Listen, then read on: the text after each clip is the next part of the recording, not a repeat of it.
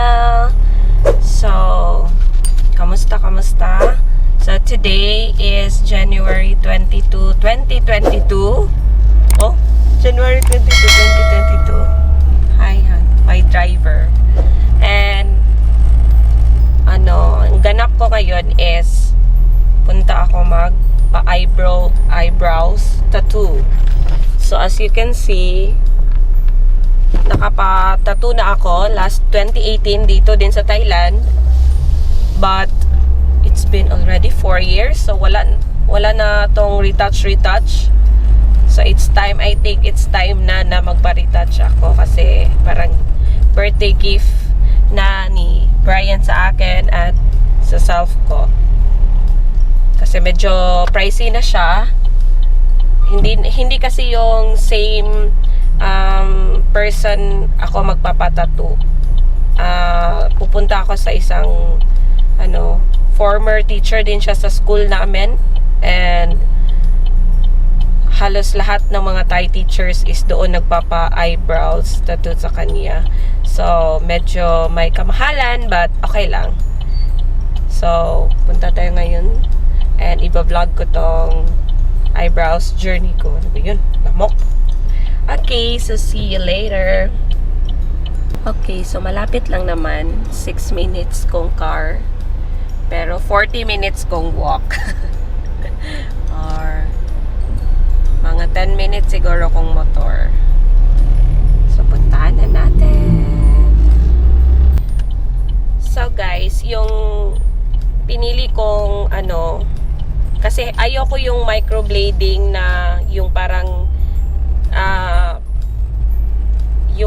gagawin nila na may strand yung eyebrows mo, yung ganon, parang awato nila ba, bisayaon na lang na ako ba? Kopyahin nila yung mga buhok, yung ganon. Ayoko nung ganon kasi makapal naman kasi yung buhok ng eyebrows ko. Gusto ko lang yung ombre, yung parang may na doon, may nilagay na eyebrows pencil doon sa kilay mo para hindi na ako mag-effort. Pagising ko, walk up like this na siya. So, ganun lang yung gagawin sa akin mamaya. Ayoko na nung may mga kuan kasi makapal na kasi tong kilay. Makapal na yung buhok sa kilay ko. So, ang gagawin niya lang is parang lalagyan niya lang ng color. At tawag nila dito is eyebrows ombre. Yung ganon. Para maging natural looking siya na may na may nilagay na eyebrows pencil doon sa kilay mo. So yun yung gagawin sa akin. So kilay is life, guys. So see you later again.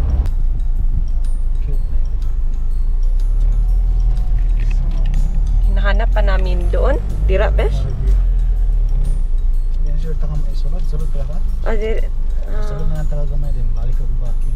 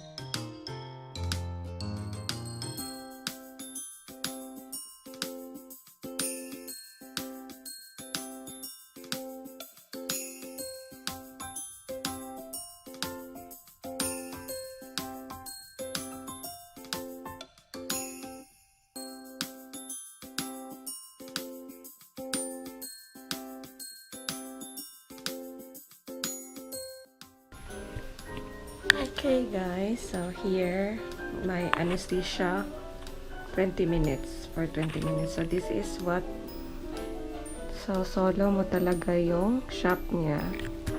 So ako lang nandito. Medyo hindi siya marunong mag-English.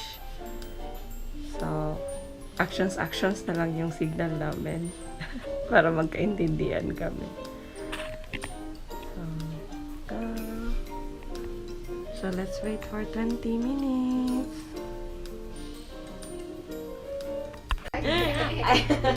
I do vlog. Oh, okay. Same with Teacher Victor. Do you know Oh, Teacher? yes. I need to tell you, will you told me? Yes, Okay. yes. Just like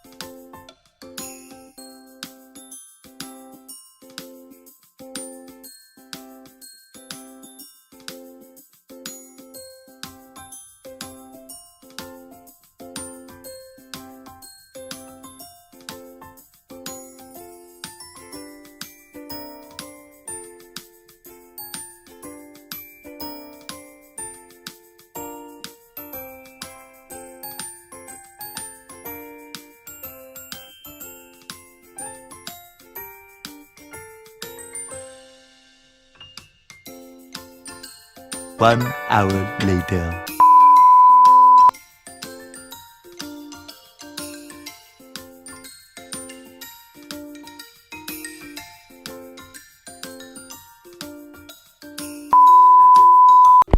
Thank you so much, teacher. Say hi to my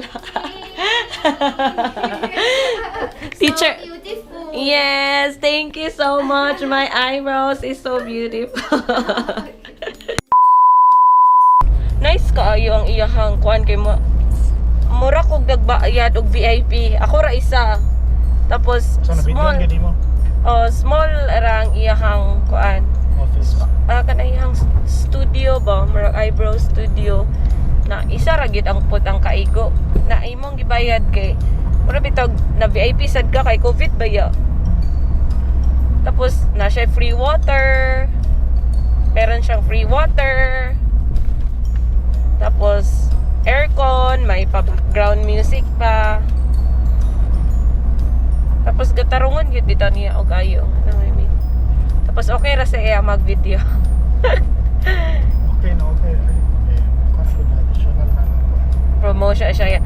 She asked me if may ano ako, my YouTube. Natawa nga ako kasi nga ano, hindi kami magkaintindihan kasi little English na yung actions na lang yun. Tapos super na funny kasi yung mga kalagitnaan ng pag-eyebrow niya sa akin, hala, gusto ko nang maihi. Tapos, oh my God, nagpipigil lang talaga ako. Tapos, hindi ko na talaga kasi sinabi ko sa kanya, teacher, toilet, na hindi pa niya naintindihan. Paihong na.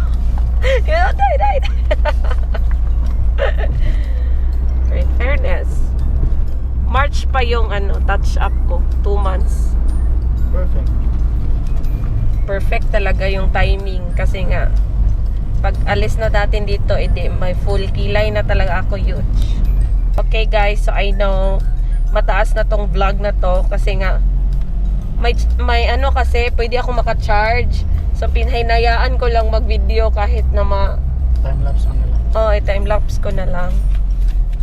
So I know sobrang taas na ng video na to, so yun lang yung aking journey ng aking kilay today. So if you're in Supanbury, you can message BN Eyebrows. Ilalagay ko yung link. If ever lang kung nandito kayo sa Supanbury Province, Thailand, super nice kasi parang exclusive yung studio niya sa'yo kasi ikaw lang mag-isa. Of course, COVID guys, so we need to have those privilege. Tapos sobrang niya, accommodating at mabait. Teacher siya dati sa school namin. So that's it for today. We are home. I'm so hungry. Did you eat already? Hindi pa natapos. Hindi pa natapos. So kumain na siya kasi gutom na daw siya. Okay, so see you again on my next vlog. Bye!